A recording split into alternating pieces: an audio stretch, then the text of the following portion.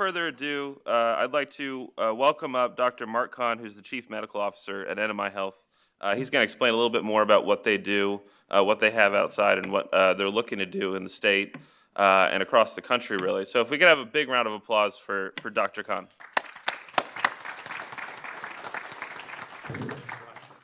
Our company, NMI Health, has been around for 3 years. Our product line is called SilverCare Plus.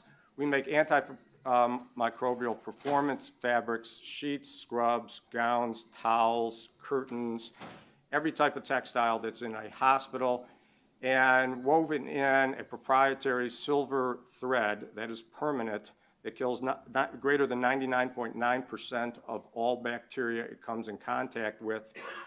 And you could say, why is this important? Well, every textile in every hospital is infected with something. Multiple studies have shown this. As soon as somebody walks into a room, no matter how much cleaning has been performed, it's infected with something.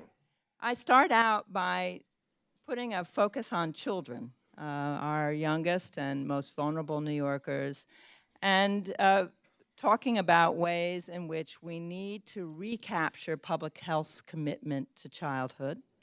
And further, that we need to focus on neighborhoods and on the vast inequalities in health by neighborhoods, by seeing how we can pull together. Because, of course, as a public health doctor, I don't see health as simply an outcome of healthcare services. Health is a much broader social outcome than that.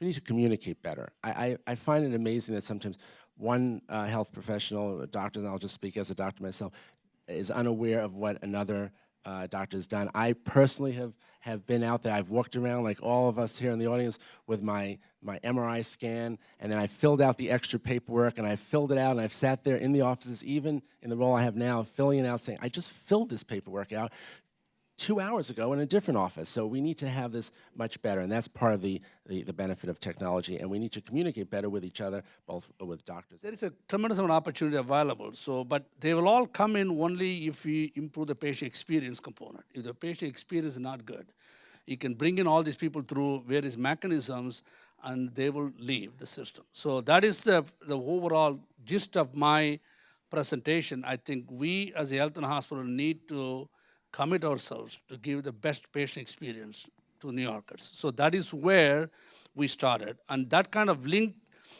goes to the basic core of healthcare workers, because they all want to do the right thing for the patients.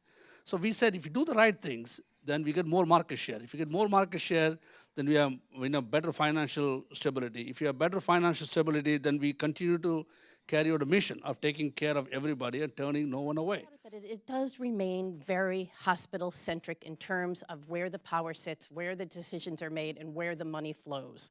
And so it is up to the leadership of the hospital systems to open their doors and to share that decision-making and to bring those community partners in.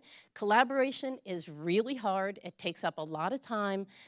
You have to deal with people who don't disagree with you. You have to deal with people who don't agree with you, who don't kiss up to you every day, who you don't pay their salaries, so they're not as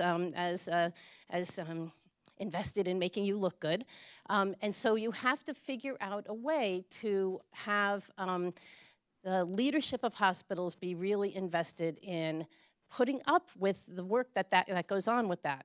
You can't run a public hospital without reaching out and building constituencies, with every single community-based organization around you, because their clients really should be our patients.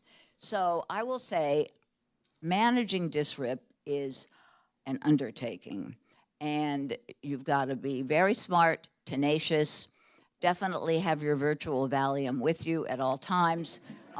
We have a very sort of a democratic, if you will, governing model that puts smaller institutions at the table, so we can make sure to hear their voice. But, the jury, of course, is out since the work has just begun. And I think the delivery system has no choice but to change, because I don't think that the current delivery system as it's currently configured and the sets of services are, one, what the population of the state of New York needs, meaning that we have an unbalanced system. We rely too heavily on institutional level care, and there's lots of measures that can show that, whether that's avoidable hospital use or people in nursing homes who really shouldn't be there based on their level of need. And we have too little in terms of the community-based services. Well, that's not only primary care, which people talk a lot about, but it's also community-based behavioral health, which we tend to underinvest in.